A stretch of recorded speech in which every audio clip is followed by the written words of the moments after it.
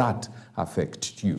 So we'll be looking at that later on in the day. My name is Frederick Njiri, but we got a lot of things happening. In fact, one of the things that has been in the mouth of almost every person that I know is the murder of Albert Ojwang, a gentleman who was, right now we can confidently say, murdered by police officers, either at Central Police or by the time he got to Central Police. I've seen reports from the OCS of Central Police Station, who the DCI now say is a prime suspect. He says by the time Ojwang was brought to Central Police Station by the DCI officers, he was in such a bad shape that he tried to tell them, instead of booking him, take him to hospital because he was bleeding. But the DCI officers insisted that they had orders from above and they had to book Ojwang into the cells. And later on, maybe in less than an hour after he was booked in the OB, Ojwang was dead. Who do you believe? I choose to believe the OCS. He says even by the time the guy came, he was not even at the station. But the DCI are trying to pin this on him. Let's see how this is going to happen, because now the Directorate of Criminal Investigation, the boss, Mohammed Amin, says that the OCS Central Police Station, Samson Talam, should be treated as the prime suspect in the death of Albert Ojwang, a blogger. The DCI boss said while appearing before the Senate, and was tasked to explain where the DCI officers who arrested Ojwang in Homa Bay took him between the trip to Nairobi. Amin says there is digital trace to confirm that Ojwang made only one stop after being arrested, and that is Nairobi at the Central Police Station before he died. The vehicle that was used to ferry the deceased from Homa Bay County to Nairobi was a DCI vehicle, GKC519B Subaru Forester. And I can confirm, Honorable Speaker, without any fear of contradiction, that from Homa Bay, the suspect was driven straight to Central Police Station and nowhere else. And for this, we can technically confirm even the movement of the Subaru vehicle by using the GPS system. Some members were alluding to the fact that maybe the suspect was taken to DCI headquarters, and nothing can be far from the truth. From Homa Bay, he was taken straight to Central Police Station, where he was booked in the cells. And the actual booking, the digital booking, was done by the report office personnel that vied OB 136-76-2025 at 21:32, and it says that the suspect was placed in cells while appearing normal. And that was captured digitally. So there's no room for human manipulation. It has further been confirmed that before the booking, the report office personnel called the OCS. And it's unfortunate this is being said that Talam, Honorable Chair, Honorable Speaker, is the OCS and not the OSPD. That he declined to book the suspect. Talam is the officer commanding Central Police Station.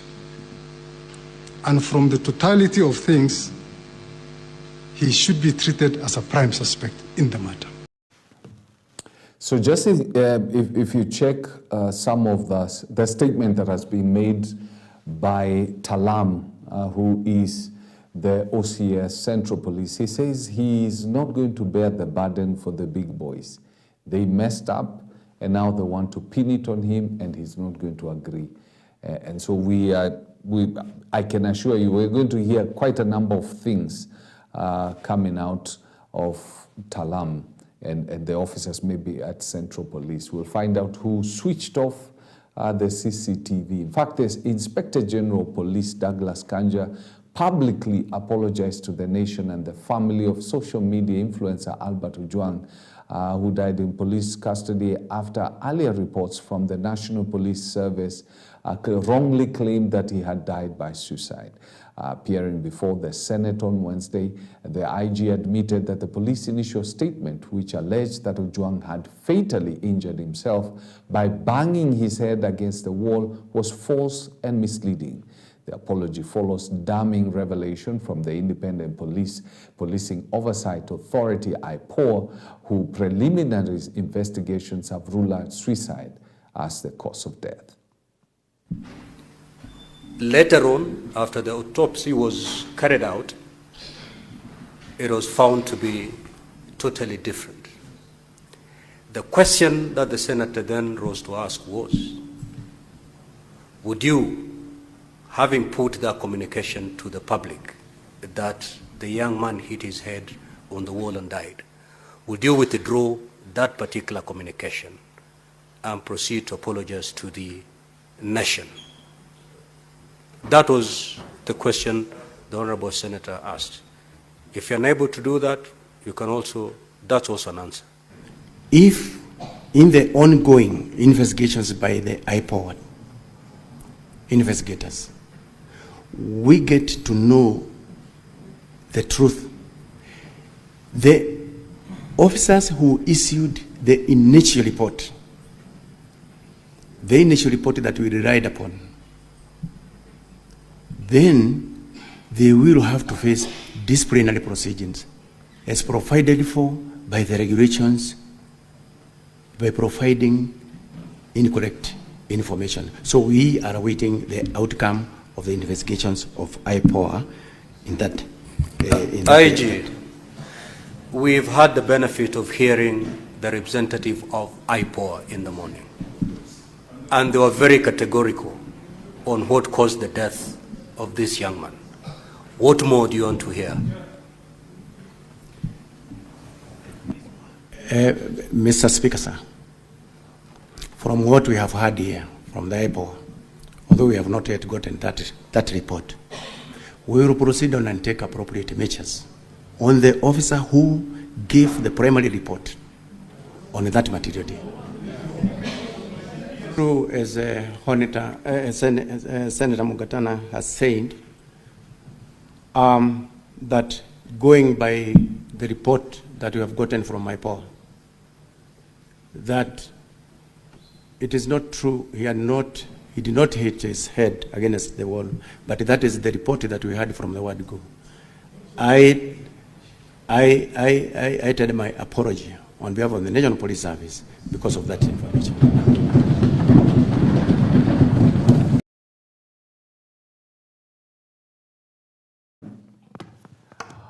All right, that's what they were saying about the whole thing, passing on the back and that kind of stuff. Actually, during the same session, Interior Cabinet Secretary Kipchumba Murkomen dismissed calls to resign following the murder of Albert Ojwang, insisting that he remains committed to delivering his mandate. The Interior CS defended his record and said his focus was on fixing the challenges facing the National Police Service. The CS was responding to sharp criticism from Kakamega Senator Boni Khalwale, who urged him to vacate office, arguing that he had failed to uphold national security and protect citizens. The effort and the energy I've put to revamp this ministry, Mr. Speaker, gives me hope that in the near future we will see the fruits of this responsibility. Mr. Speaker, I know that in moments like this, like those who went before me and others who have other responsibilities, Mr. Speaker, these are the moments that the duty to serve overrides, Mr. Speaker, the condemnation to throw in the towel. It is important as a leader, when you are faced with challenges, to provide solutions. If you become the kind of a leader that runs away from solutions, Mr. Speaker, then you miss that opportunity. Mr. Speaker, I've been asked by Mr. Nyutu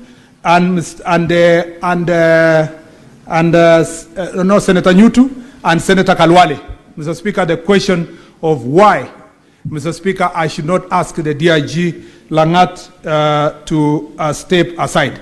Mr. Speaker, let me say this, that, Mr. Speaker, this is an ongoing investigation. To the best of my knowledge so far, the information we only have is that the Deputy Inspector General of Police, despite being the DIG, took the step to report what he thought was an act of or a crime committed against him. And Mr. Speaker, went as low as reporting this to the DCI, and that investigation was done. And in the process of this investigation, somebody has died. Mr. Speaker, nobody has told me here whether the investigations lead to a particular result, whether it is to protect him or to exonerate him or to charge him, Mr. Speaker, is not my responsibility. That responsibility rests with independent police oversight authority if they find any culpability, Mr. Speaker. The rule of law demands from all of us, God forbid, should a senator here, at the rank of minority leader, for example, report a case to the police and the suspect is arrested and dies in custody, God forbid that the minority leader, someone will say he must take responsibility. In the same breath, Mr. Speaker, there must be a link between the crime and the individual. And therefore, Mr. Speaker, I will ask IPOA, and as I said earlier, as the Cabinet Secretary, I will not play a role in pushing for a particular person to be charged or a particular person to be exonerated. The evidence must lead to the... All right, don't forget, later on in the show, we're going to be having a young man who's a businessman and a political analyst who's also a businessman. And we're going to look at how the politicking of the country is adversely affecting, or whether it's affecting businesses in the country, and ultimately how it's going to affect the government's ability to collect tax, because this is very, very key. Still on the same, the Independent Policing Oversight Authority revealed that the CCTV system at the Central Police Station in Nairobi was tampered with as investigations into the death of social media influencer Albert Ojwang intensifies. Appearing before the Senate, IPOA Vice Chairperson Anne Mwangi told senators that their early findings have already ruled out suicide. The CCTV recording device at the station was seized and sent for forensic analysis, which confirmed foul play. It's very clear that the CCTV was working because the first thing the forensic expert and the investigating officer noted when they got into Central Police was that the power was not connected to the power cable of the CCTV was not connected to the socket. But on connecting it, the CCTV came back. But on trying to review the previous day's events, there was nothing. So it is very clear that the CCTV was tampered with, and we have referred the same to an expert to be able to retrieve the data. And on whether the retrieval will be successful will depend on if it was the hard disk that was removed or was just erased. So we are waiting for that, Honorable Speaker. There was also a question on the police stations which have CCTV. On the judgment of one Judge Ogola, he gave recommendations to us and also to the IG on the importance of having CCTVs at the cells, and we are pursuing that. And I had indicated in my report that the 6 officers were to report today for statement writing at the authority headquarters. And during lunchtime, I've confirmed they have reported and their statements were being taken. 8 of them, including the OCS, had already taken the statements. So of the 6, the authority saw 11 more being persons of interest who are officers who are also around in the central police station, and they'll also be taken in for for statement writing. There's also a question on how long we think as an authority we can give the same case to ODPP for prosecution. Honorable Speaker, with deliberation with my team, our legal team and our investigators, if you're given less than 10 days, we'll be able to have all the reports ready, given that we have around 4 or 5 things that we need to conclude. Well, let's just say yesterday was a pretty interesting day in as far as Albert Ojwang's murder was concerned, because we saw the top executives of the country speaking. We had the president, who I'm going to tell you what he said in a few seconds, and we also had Murkomen, the CS Interior, who had remained mum from the time this thing happened.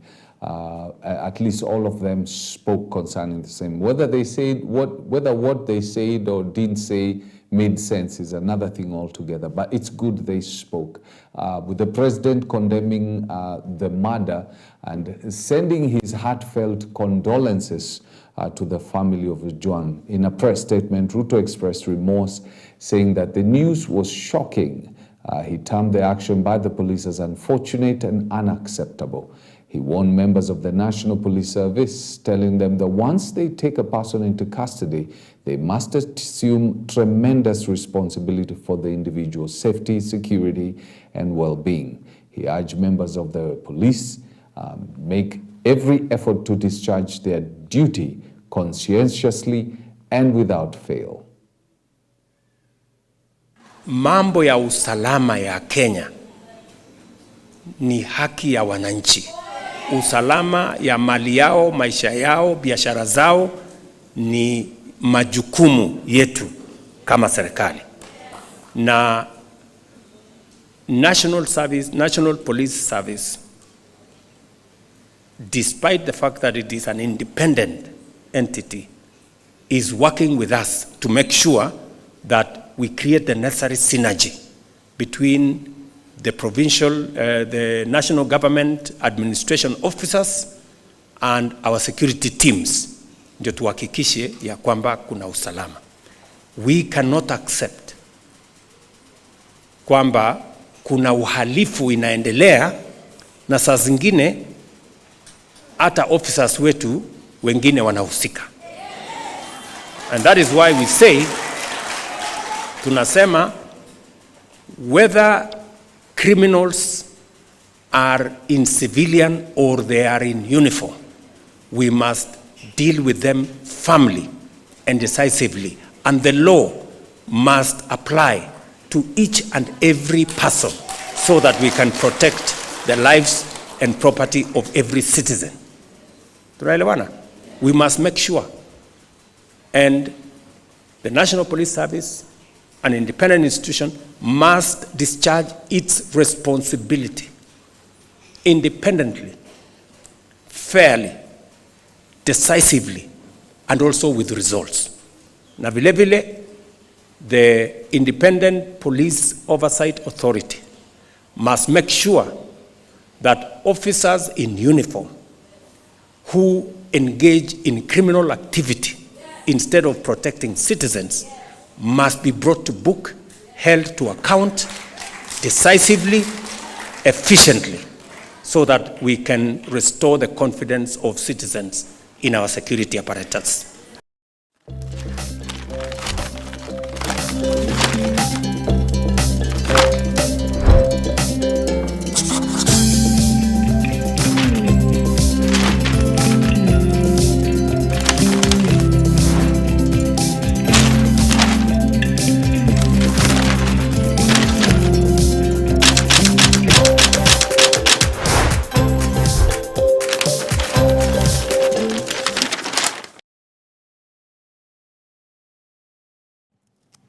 All right, let's take a look at the dailies, what they say today, budget day. It's very interesting that on the day that the budget is supposed to be read, and rightly so, normally the dailies would have the CAs with, that briefcase. But today has nothing to do with that. It's all Lagat and the Ojwang murder case. It's... And if we keep on doing this, we're actually going to end up taming this killing of innocent people by the police. Remember, later on in the show, we'll have a conversation about the business environment in the country, with the politicking going on, with all this madhogodhanios going on. How is it affecting the business environment? And how is the business environment going to affect the ability of the government to collect sufficient tax to be able to meet its budget estimates? Now, in the Star newspaper, we have, it says, Ojwang tortured into coma at Karura. Mama kayaye. He was taken to Karura Forest, tortured.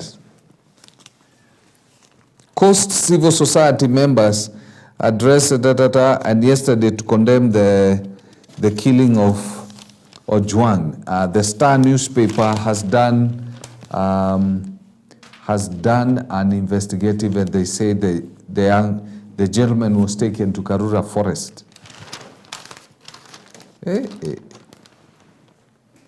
Albert Ojwang, the father of a young family, beloved high school, they say he was tortured inside Karura Forest before he was taken unconscious to Central Police Station, where he died. Credible sources are now revealed.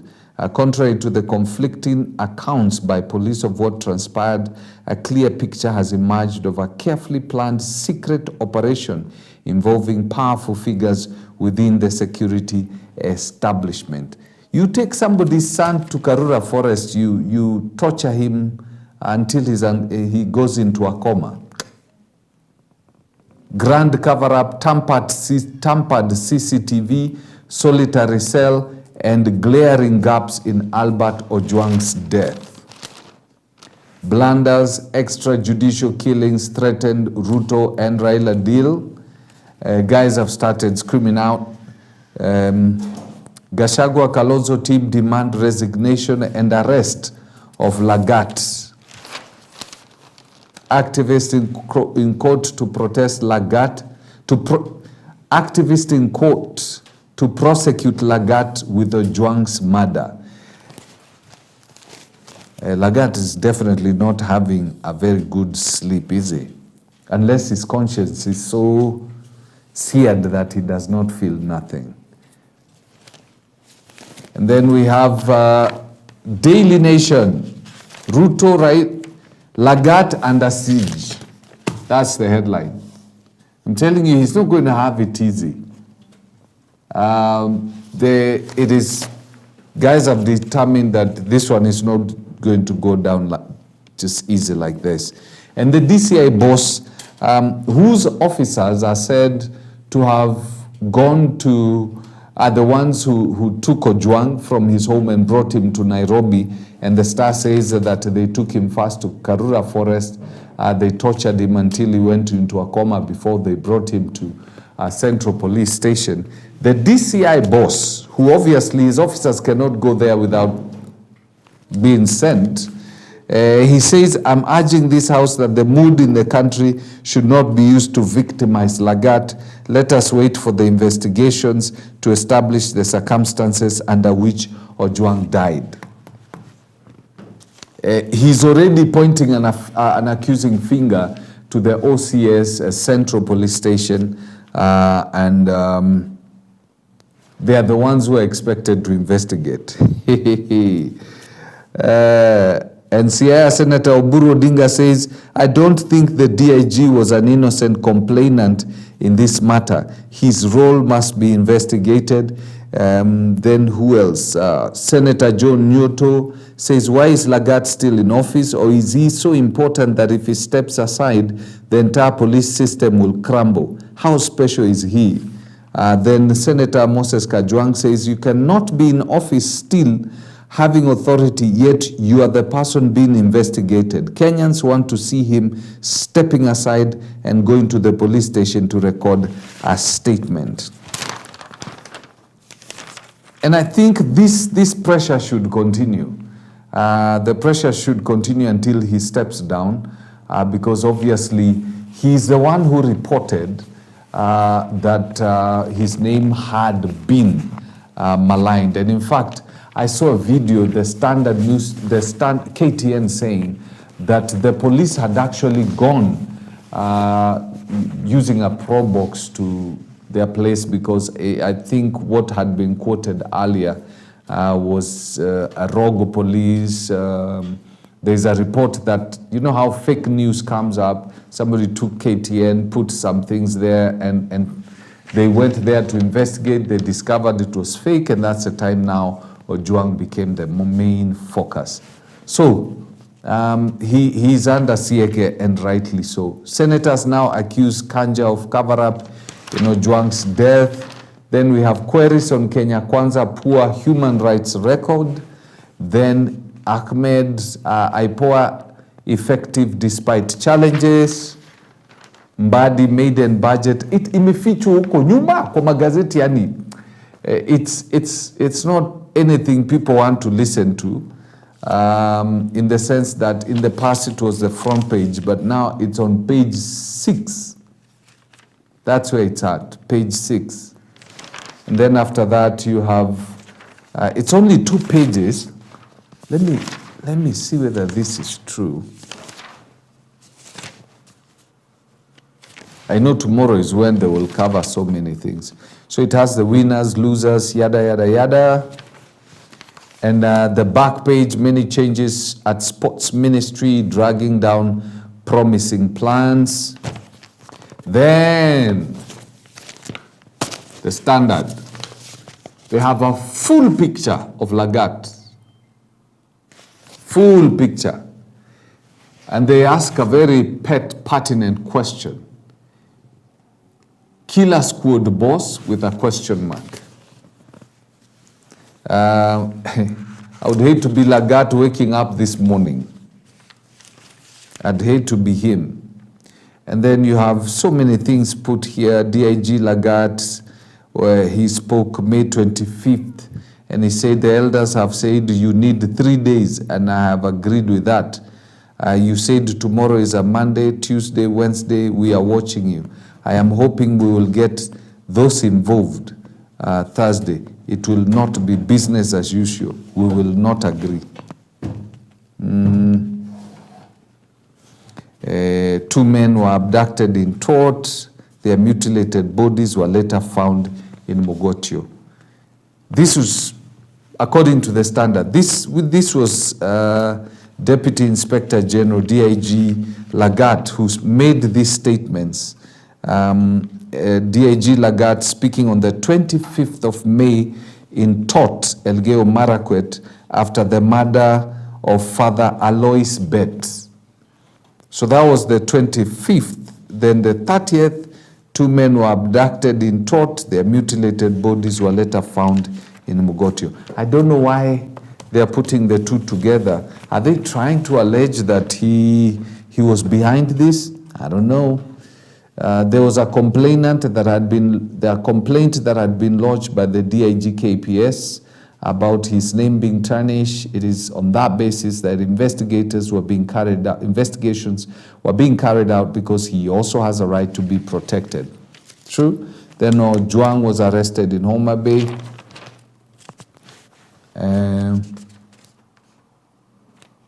Then the Standard says Lagat, irony of officer entrusted with reforms now cited in probe. Fake news headlines, GSU visit Standard, then Ojwang's murder. Lagat credibility question as he demands justice. Senators question Interior CS Kanja and Amin, Murkomen on the hot seat. Activists ask court to allow them to sue Lagat. Hey, Lagat. By the time this thing ends, his name will be trending. All right, that's it for the dailies. In a couple of minutes, I have some gentlemen that we are going to have some discussion about how this politicking and all this Madhogovanio news is affecting the economy and the ability of the government to raise the revenue. So don't go away.